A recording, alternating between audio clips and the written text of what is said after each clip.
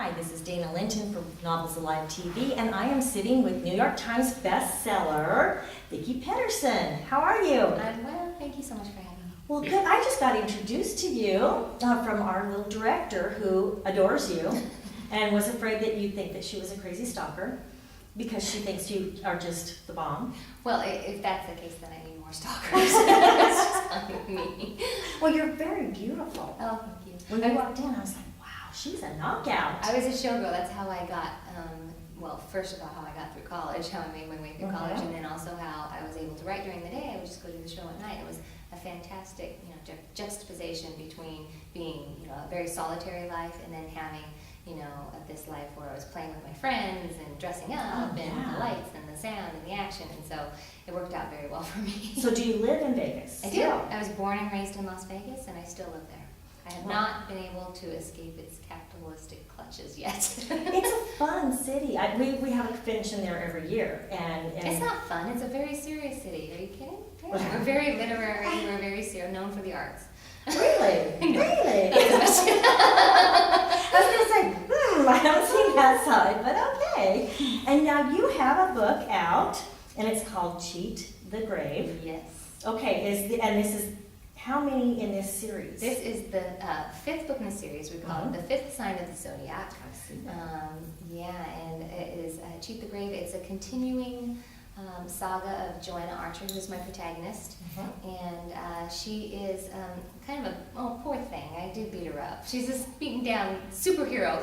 I really put her through the ringer, but in the first book of my series, she's actually a reluctant superhero. She has no idea that she belongs in this world, the world of the Zodiac, and she finds out that, her mother was light, her father was shadow, and thus she is both. So it really puts her in a pickle. Well, it sounds like, and from what we had discussed earlier, it sounds like it's really different than some of the other paranormal or what. It's really got a different take. It does, and that's what readers comment on the most. There are a lot of fantastic vampire series out there, werewolf, shapeshifters, but this is really the first superhero series that we've seen. And the reason I thought of it was because we were seeing it all over in popular culture, but I wasn't seeing it in prose, and I thought that was odd, and I thought it needed exploration. And so I do that, and I take a lot of the supernatural tropes, then superhero, the masks, and the insignia on the chest, and the tights, and all of that, and I really turn it on its head and just play with those things. So it's stuff that readers are familiar with, but a completely new spin on them. Well, and we were talking also about that perhaps romance readers don't understand that there's a really strong romantic tie or romance tie in these books. There is, because I feel that romance is a part of life, therefore it should be a part of your fiction. And so there was no way I could possibly leave it out. Now, in romantic fiction, if you take the romance out, the plot just falls like a flan in a cupboard. So that's not what these are.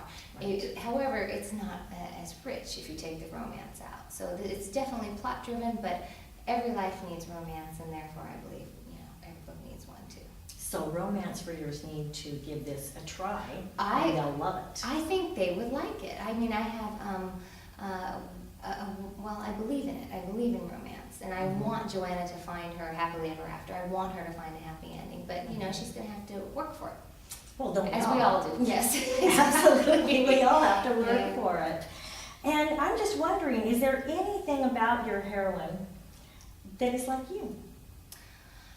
Oh gosh, she's pretty tough. And if I look at her, I would like to say no. Obviously there are aspects, but the scary thing is that I think there are aspects of me in all of my characters, which is very hard to admit because I have some kind of bad characters. Well, yeah, but we have bad sides. Everybody does. Yeah, and I just take it a bit further with them, and what if there are things I would never say, never do, never, just because that's not my personal mores or system, and yet I can explore that through the characters. What does it mean when you have this impulse, and then really go with it. So absolutely there are aspects of me in Joanna, but there are aspects of me in all of them. Yeah, even the little kids in the comic book shop, I can identify.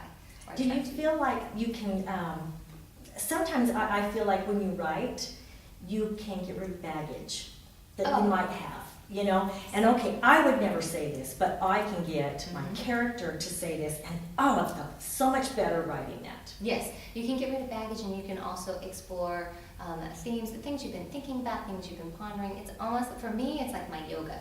It's instead of going to the yoga mat, I go to the page and I work it all out. And because I'm doing it, it's a daily practice for me. Right. It's cathartic. It's definitely the way I choose to move through the world.